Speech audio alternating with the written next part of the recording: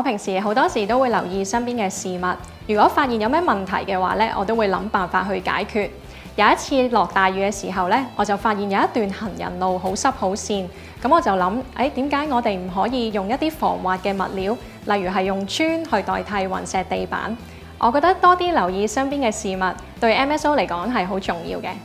喺我讀大學最後嗰年，我去咗聽 MSO 嘅招聘講座，覺得呢個職業非常適合自己，於是我就報考咗 MSO。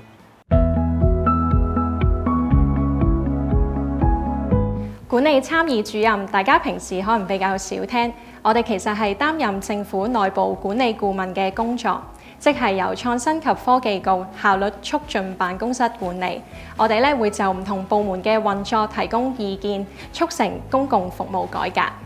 好似我而家咁樣咧，就被調派到去律政司，主要研究同埋協助部門利用資訊科技去提升同事嘅工作效率。我哋會為唔同嘅部門進行顧問研究。我哋嘅目標係提供既可行又最具成效嘅改善建議。我依家就喺康樂及文化事務署度做好多唔同類型嘅管理顧問研究，由優化整個訂場同埋活動報名嘅流程，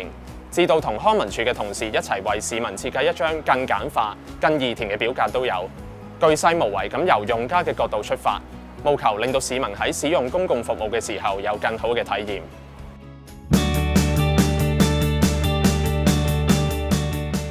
作為政府推動創新同埋科技應用嘅大使，我哋要有開放嘅思維，鍾意接受挑戰。同時，我哋亦都要緊貼世界嘅潮流，留意世界各地公共服務改革嘅趨勢同埋科技嘅應用。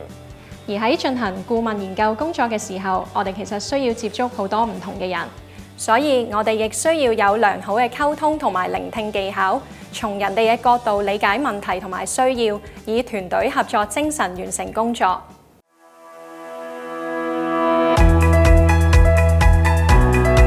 我哋有一套全面而有系統嘅培訓計劃，培育同事成為專業嘅管理顧問。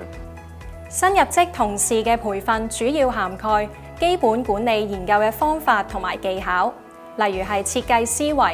業務流程檢討、數據分析、基本認識政府財務管理同埋檔案管理等等。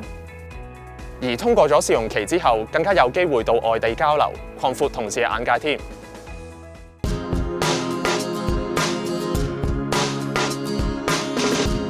管理參議主任入職時候嘅職級係2級管理參議主任，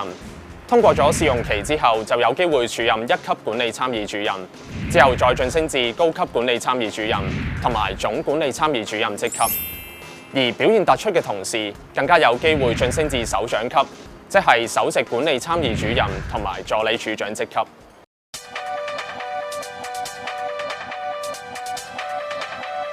做管理參議主任，其中一個好具挑戰性嘅崗位，就係喺1823嗰度咧，幫手負責管理同埋做架構檢討嘅工作。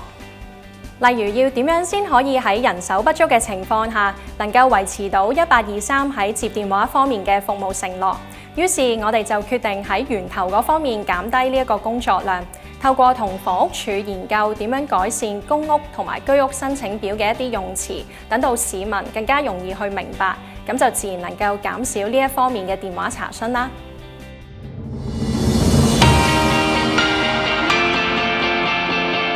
管理參議主任喺政府入邊擔當住一個破舊立新嘅角色，